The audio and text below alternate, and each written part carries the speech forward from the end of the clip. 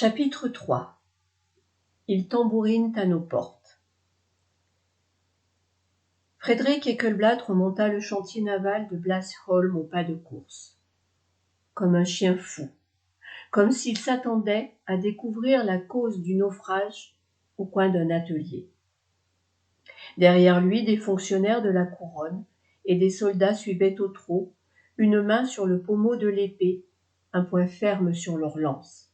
Isco et Pasquale accompagnaient aussi le colonel suédois, qui ne décolérait pas. Autour d'eux, la consternation régnait. Ekelblatt écarta les uns, houspillait les autres. Les malheureux se laissaient faire, frappés d'apathie. Stockholm se réveillait sous le choc au lendemain du drame. Ce matin, ce chantier doit être le lieu le plus désolé de la terre, se dit Isco. L'officier conseiller du roi s'arrêta un instant pour prendre son souffle. Heureusement, le roi est occupé à guerroyer en Prusse. Il faudra des semaines avant qu'il soit prévenu. Mais quand ce sera le cas, Frédéric avait le regard noir. Autour d'eux, beaucoup de Suédois traînaient sur les rives, tournés vers le lieu du naufrage, incrédules. Comme s'ils ne pouvaient accepter cet incroyable coup du sort, comme si le Vasa devait ressurgir des flots et reprendre sa fière course vers les destins glorieux qui lui étaient promis. Jour de désastre, jour de honte.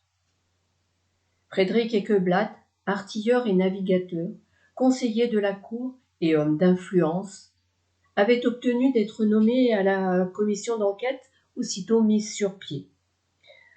2 années de labeur qui viennent de sombrer, et l'honneur bafoué de notre pays et de notre roi. Venez, dépêchons. Il allait reprendre sa course lorsqu'il se pencha vers Pasquale. Et que dire de nos canons de bronze? La plupart étaient des 24 livres. Ils valaient à eux seuls plus que le navire. Leur perte représentait une catastrophe de dimension épique. Dans un royaume aux finances exsangues, aux frontières en expansion, aux ennemis sournois et aux alliés gourmands. Isco ne comprenait pas tout, mais les mots de Frédéric dessinaient un sombre tableau. Isco découvrait cet énorme chantier naval situé non loin de l'île de Stockholm.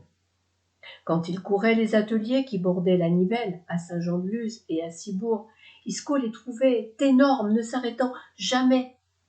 Celui-ci dépassait tout. La moitié des hommes de la cité devaient y travailler.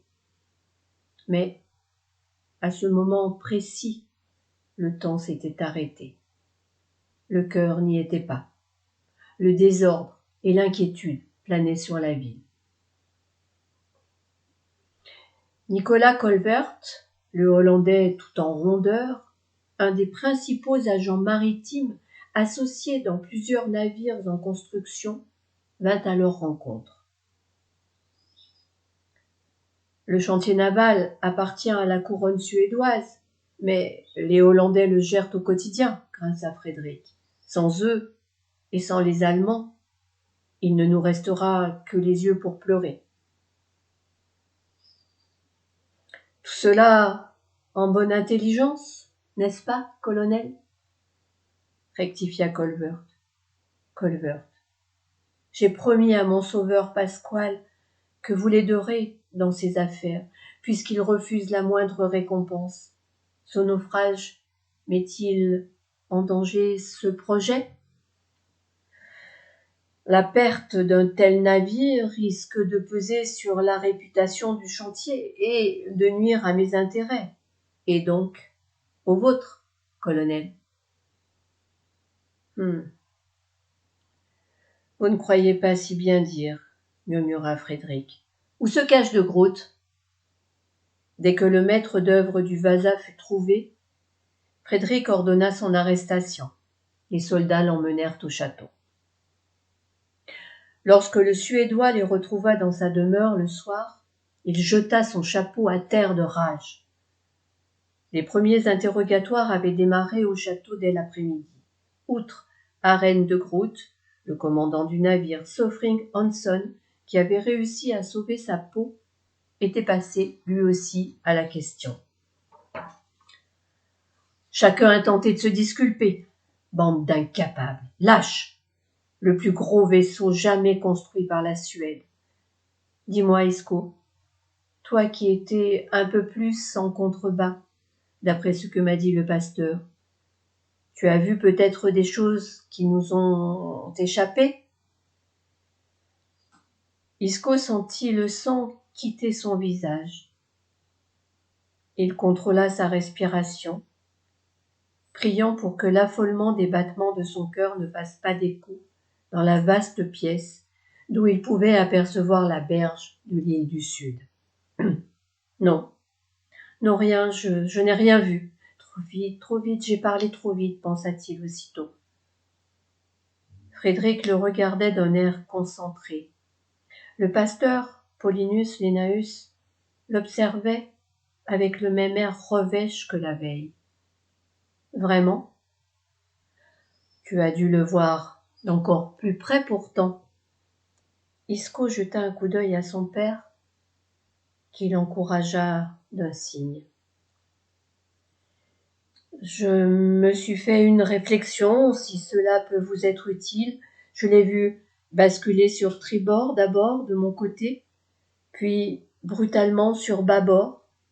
Mais quand il est passé à mes pieds, je me souviens avoir songé un instant que je pourrais presque, avec beaucoup d'élan bien sûr, sauter et atterrir sans dommage sur le pont supérieur qui était bien haut. Isco garda le silence, attendant les réactions. Venait-il de trahir sa position et il ne le pensait pas. Le pasteur Lénaeus passa derrière lui et se pencha à son oreille. Et tu es bien sûr que tu n'as rien vu d'autre? Un tel navire ne coule pas comme ça. Il n'a pu sombrer que par la grâce de Dieu ou par la main de l'homme. As-tu vu une trace d'acte de sabotage? Isco ne comprenait plus ce que le pasteur tentait de lui dire. En quelques mois, il avait appris assez de suédois pour saisir ce qu'il lui demandait, mais qu'entendait-il par sabotage? Des images confuses s'entrechoquaient. Isco revoyait la scène, mais les cris de Christina brouillaient son entendement. Non, non, je me souviens des gens courant sur le pont, des enfants qui jouaient d'abord, puis soudain le sauve-qui-peut, ces mêmes pauvres gens sautant à l'eau, se débattant dans les bouillonnements, je ne sais plus, vous comprenez d'où j'étais, je ne voyais pas si bien en fait, et puis j'avais la princesse, oui, la princesse, c'était elle avant tout qui avait toute mon attention. Oui, bien sûr. Le pasteur se planta face à lui. Isco se retint de frémir. Chez lui, à Saint-Jean-de-Luz, on racontait ces histoires d'inquisiteurs qui terrifiaient les populations, passaient les gens à la question. Isco savait que ces hommes de justice et de foi les sauvaient du diable et des démons. Leurs bras ne devaient pas faiblir. Isco les admirait et les redoutait, une peur égale à celle de manquer à ses prières. De voir cet homme sec et accusateur, tout de noir vêtu jusqu'au sommet du crâne, si près de lui et semblant le soupçonner, le pétrifia. On me dit qu'une femme est soupçonnée d'avoir porté le malheur. Elle était impure. Et, d'après ce que j'en sais, elle en a réchappé. Une jeteuse de sorts, à moitié sauvage. Cette fois-ci, Isco ne put s'empêcher de déglutir. Le mouvement de sa glotte avait dû se voir à des lieues à la ronde.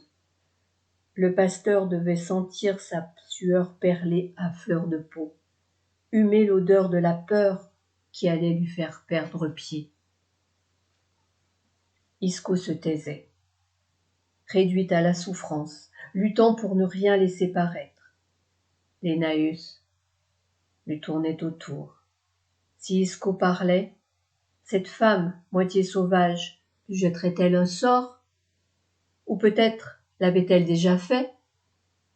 Cette main levée aux doigts durs, ce feulement, peut-être la pourriture faisait-elle déjà son chemin en lui? Les histoires de sorcières de son pays lui revenaient en tête. Peut-être n'avait-elle pas survécu, mais elle pourrait bien le poursuivre à distance. Et ce pasteur, de quel pouvoir disposait-il? Pouvait-il fouiller son âme, sa conscience? D'un effort qui lui sembla surhumain, Isco garda le masque, mais il se liquéfiait intérieurement. Pasquale s'avança alors. Sans vouloir vous manquer de respect, monsieur, je ne crois guère à ces histoires de jeteurs de sorts et de sorcellerie. Et c'est un catholique qui dit ça? S'emporta Lénaeus. Comment osez-vous? Vous ignorez sans doute que notre foi, la foi chrétienne enfin purifiée, subit les attaques de 1000 fronts, et pas seulement de vos acolytes catholiques. Les diables et les sorciers sont légion, ils tambourinent à nos portes, prennent les visages les plus abjects et les plus doux. Nous ne le savons que trop bien, le coupa Pasquale. Pensez-vous que nous n'avons pas nos démons? Vous êtes les démons, érupta Lénaeus. Allons, monsieur, temporisa Frédéric Équeblade. Pasquale est ici mon ami, et un démon ne m'aurait pas sauvé la vie. Accordez-lui ça. Pasquale ignora le pasteur et s'adressa au colonel. Isco a fait une observation intéressante. Il disait qu'il aurait presque pu sauter tant le pont supérieur lui paraissait proche. À la réflexion, j'ai pensé aussi que ce pont supérieur était bien haut et bien large dans sa partie supérieure, et peu large à sa base, vu sa hauteur inhabituelle, comme une sorte de disproportion. Disproportion? Comment osez-vous? S'emporta de nouveau le pasteur. Un navire royal disproportionné? La grandeur et la force seraient-elles disproportionnées quand elles se mettent au service du roi et de Dieu? Votre tête doit être bien malade pour énoncer de tels blasphèmes. Voilà de quoi nourrir ma réflexion, intervint Frédéric, mettant fin à l'échange. Monsieur, nous nous verrons à l'église ce soir. Le pasteur quitta la salle d'un pas vif, sans un mot. Frédéric s'approcha de Pasquale. Mon cher Pasquale, vous êtes mon ami, et vous ne craignez rien chez moi. Mais méfiez-vous tout de même. N'allez pas crier sur les toits que vous êtes catholique. Mais je n'ai rien dit qui ne soit de bon sens. Certes, mais la Suède craint toujours de retomber sous l'influence de Rome, poursuivit Frédéric, et on ne plaisante pas avec cette menace ici. Une menace? S'enquit Pasquale. Nos deux pays sont alliés. Certes, certes, mais vous m'avez sauvé la vie et je vous dois la franchise. Cette belle alliance n'empêche pas votre Richelieu de poursuivre les protestants en France. Et l'honnêteté exige de vous dire que chez nous, depuis une dizaine d'années, tout Suédois qui se convertit au catholicisme est déshérité et expulsé de ce pays. Tout le monde garda le silence. La discussion dépassait Isco, qui n'avait en tête que cette femme mystérieuse. Frédéric sourit. Le pasteur Paulinus Lénius se comporte de façon un peu abrupte, mais sa mission le transcende. Il a mon soutien entier. Je connais la pureté de ses intentions. Mais vous savez que l'installation de la foi luthérienne est récente ici. Elle doit s'imposer. Sans Église, le pouvoir terrestre est bien fragile, il faut en convenir. Et parfois, le pouvoir terrestre c'est se marier avec celui de l'Église pour parvenir à ses fins. Sans Église, dans mon pays, ce sont les juges qui font œuvre d'inquisiteurs. Eh oui, c'est la modernité. Elle frappe même Stockholm. Notre roi s'est mis en tête de muscler son administration et de faire de Stockholm sa vraie capitale. Pourquoi pensez-vous que toutes les activités de construction de navires soient concentrées ici? Allez, je vous emmène à la taverne pour oublier tout ça. Ils remontèrent jusqu'à la grande place, s'écartèrent pour laisser passer les charrettes de ramassage d'ordures tirées par les condamnés récents. « Qu'est-ce que je vous disais » montra Frédéric. « Notre roi veut embellir sa ville. Mais, après tout, voilà bien 5 années que la peste nous fiche la paix. » Ils arrivèrent à l'extrémité de l'île, où le vent de la Baltique parvenait presque à chasser la puanteur. Radulfskälleren, la plus grande taverne de la cité, bénéficiait de cet emplacement privilégié. 2 animaux étranges, ressemblant à des cerfs en plus petits, étaient parqués dans un enclos coincé entre la taverne et le lac. Isco marqua un temps d'arrêt. Dans un coin de l'enclos, 2 formes humaines accroupies cachaient leur tête dans leurs bras. À moins que ces êtres ne fussent endormis. Les 2 animaux au pelage fauve étaient de la taille d'un veau, mais leur bois sans fin doublait leur hauteur. « Ne vous inquiétez pas, dit Frédéric, ils ne vous feront pas de mal. Des sauvages, mais parfaitement inoffensifs. Ils vivent dans les montagnes, tellement originales. Malheureusement, ils ne durent guère longtemps hors de leur habitat traditionnel. Mais c'est un cadeau toujours apprécié, qui montre combien notre royaume est vaste, puisqu'il a ses propres Indiens. Ils sont très populaires dans les cours d'Europe. J'imagine que ceux-là attendent d'être expédiés. Venez, allons nous restaurer. » Un des sauvages, un homme, releva lentement la tête. Son regard sombre croisa un instant celui d'Isco. Il faisait noir, mais pas assez. Isco frissonna et se signa aussitôt. Frédéric éclata de rire et prit le jeune homme par l'épaule avant de pousser la porte de la taverne. Une servante, la taille serrée d'un tablier de drap bleu, s'empressa d'apporter de la bière, du pain et du beurre. « Sers-nous du poisson de Bergen, je sais qu'il vient d'en arriver, et des langues de bœuf. » Elle revint avec tout cela, et encore des saucisses et de l'oignon, des œufs et des gélinottes, du vinaigre et des racines de persil, du miel et du sel. « De la part de messire Paulus, dit-elle, en désignant le patron. Frédéric leva sa pinte en direction de Paulus Eriksson. Celui-ci s'enrichissait et grossissait à vue d'œil depuis que la population de Stockholm explosait. Les personnels royaux et militaires affluaient, les nobles aussi, les affaires allaient bon train. Sans compter les Allemands et les Hollandais qui transformaient Stockholm en une de leurs bases commerciales pour leurs affaires autour de la mer Baltique. Vois-tu, Pasquale, c'est pour cela que j'ai insisté pour que tu restes un peu avant de rejoindre ton Pays basque. Si tu veux te développer, tu pourras avec moi compter sur un ami éternel et sur un partenaire bien introduit. Et ce qui vaut pour toi, vaut pour Isco. Il sera toujours accueilli ici comme mon propre fils. Isco savait que pour Frédéric, une telle parole n'était pas une simple politesse. Sa femme lui avait donné 9 enfants, dont 4 avaient passé l'âge de 5 ans. Mais, par une étrange fatalité, seules les filles avaient survécu. À la table voisine s'étaient installés des marchands hollandais, 3 hommes en habits sombres et col blanc que Frédéric salua d'un geste.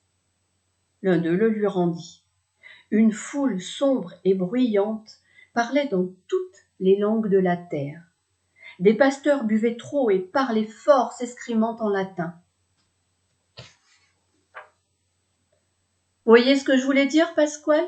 Tous les hommes d'église n'ont pas la droiture du pasteur Lenaeus. Isco ne perdait pas une miette du spectacle. Fasciné, honteux aussi de se trouver dans un tel lieu, gêné d'y être en compagnie de son père qu'il n'aurait jamais imaginé pouvoir fréquenter ce type d'établissement. Pasquale conservait son air sombre. Isco l'imita. Les voûtes qui les recouvraient dansaient par la magie des bougies posées avec parcimonie sur les lourdes tables de chêne. Isco regardait toujours son père, réalisant qu'il demeurait impassible face à sa chope, tandis qu'il avait déjà vidé la sienne. La bière forte aida à diluer les visions de la femme à la bouche ensanglantée et au regard fou. Mais les paroles du pasteur s'incrustaient en lui. Cette femme avait-elle vraiment survécu après son accouchement? L'homme l'avait-il rattrapée?